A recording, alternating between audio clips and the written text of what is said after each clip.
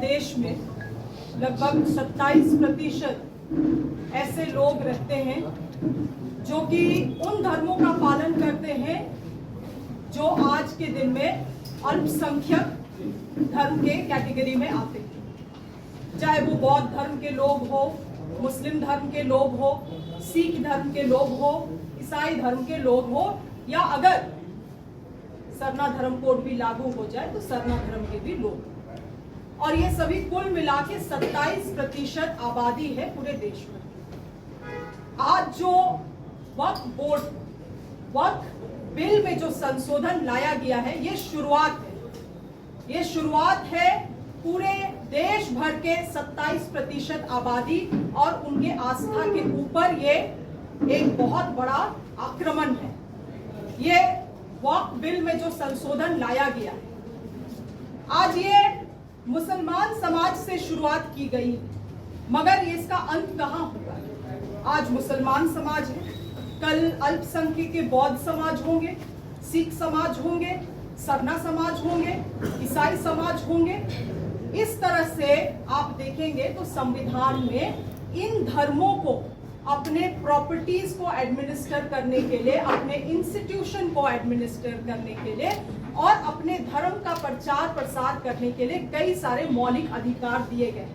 चाहे संविधान का हम आर्टिकल 14 का बात कर ले, आर्टिकल 25 का बात कर ले, आर्टिकल 26, आर्टिकल 30, ये सभी मौलिक अधिकार अल्पसंख्यक धर्मों को यहाँ पे इस देश में दिया गया है ताकि वो अपने तरीके से अपने धर्म का पर्सनल लॉज के तहत प्रोटेक्शन कर सके। और आज मुस्लिम धर्म से शुरुआत की गई है वक्फ बोर्ड में संशोधन लाके, और आगे आप देखेंगे, हम लोग जरूर इस चीज को हम लोग अनुभव करेंगे कि इस तरह का खेल हर एक अल्पसंख्यक के साथ इस देश में होने वाला है।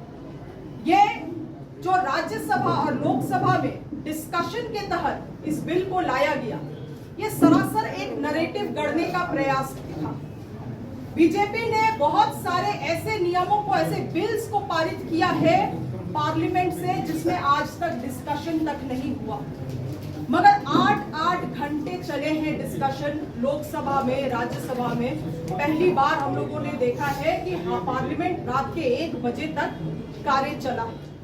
ये नैरेटिव करने का प्रयास है। हम लोगों को समझना होगा कि बीजेपी का कंटेंट क्या है और इंटेंट क्या है। कंटेंट जो ये लोग दिखा रहे हैं मीडिया में, समाज में, और इंटेंट आज वो है जो हम लोग यहाँ से खुलासा करने वाले हैं। इन लोगों ने केवल और केवल झूठ परोसा है इस नैरेटिव के माध्यम से। वक्फ बिल में जो संशोधन लाए हैं ये लोग, इसका पहला कारण ये लोग बोलते हैं कि अल्पसंख्यक समाज का, मुस्लिम समाज का उत्थान करना चाह रहे हैं। आज देश में मुझे नहीं लगता कोई ऐसा मुसलमान है जिसको आप पूछेंगे कि बीजेपी आपका हितैषी है या नहीं, तो वो क्या जवाब देगा, ये आप भी, मीडिया बंधु भी इस बात को जानते हैं।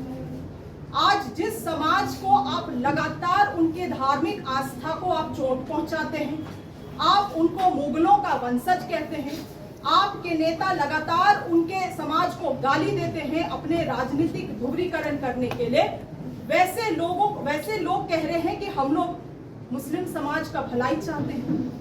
ये केवल और केवल नैरेटिव है, इसके पीछे असलियत यही है। और 8 घंटा चर्चा करने के पीछे कारण यही है कि ये दिखलाना चाहते हैं कि ये देश अल्पसंख्यकों का नहीं है, वो 27% आबादी का नहीं है ये देश। यहाँ पर्सनल लॉज आपका नहीं चलेगा, पर्सनल लॉज अल्पसंख्यकों का, माइनॉरिटीज का यहाँ नहीं चलेगा। यहाँ बीजेपी नियम कानून बनाएगी। अगर आपको नियम कानून, उस नियम कानून के तहत रहना है तो रहे, अन्यथा इस देश को छोड़े। पहला नैरेटिव इन्होंने करने का काम किया झूठ के सहारे। दूसरा चीज इन्होंने कहा कि महिलाओं को, मुस्लिम महिलाओं को हम लोग प्रतिनिधित्वता देना चाहते हैं। मैं पूछती हूँ बीजेपी के लोगों से, आपके कितने सांसद हैं जो मुसलमान हैं, चाहे वो राज्यसभा में हो या आपके लोकसभा में हो? आपकी विधानसभा में कितनी महिला विधायक बैठी हुई हैं जो मुस्लिम धर्म से आती हैं?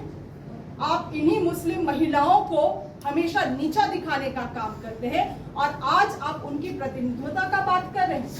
अगर यही प्रतिनिधित्व आप देना चाहते हैं तो बीजेपी के लोग घोषणा करें कि अभी बिहार का चुनाव आने वाला है, लगभग 50% वो लोग महिलाओं के लिए सीट का रिजर्वेशन का बात करते हैं, उसमें से कम 10 से 15% ही मुस्लिम महिलाओं को सीट दे दिया जाए, अगर इतने ही मुस्लिम महिलाओं के हितैषी है। तीसरा झूठ इन्होंने गढ़ने का काम किया है, ये कहते हुए कि वक्फ में जो संशोधन किया गया है वो आदिवासियों की जमीन का संरक्षण करेगा। ये जो बीजेपी के लोग आदिवासियों का और आदिवासियों की जमीन के हितैषी बनते हैं, 2014 में जब झारखंड में इनकी सरकार थी और ये लोग जब लैंड बैंक बना रहे थे और आदिवासियों का सरना मसना हड़गड़ी सारे जमीन को, गैर मजूरा आम जमीन को इन लोगों ने लैंड बैंक में डालने का काम किया अपने पूंजीपति दोस्तों को लाभ पहुंचाने के लिए, और लगभग 201 से अधिक MOU साइन किए गए इन पूंजीपतियों दोस्तों के साथ यहाँ पे आदिवासियों का पारंपरिक जमीन को बेचने के लिए। तब इन लोगों का आदिवासियों के प्रति हमदर्दी कहाँ था?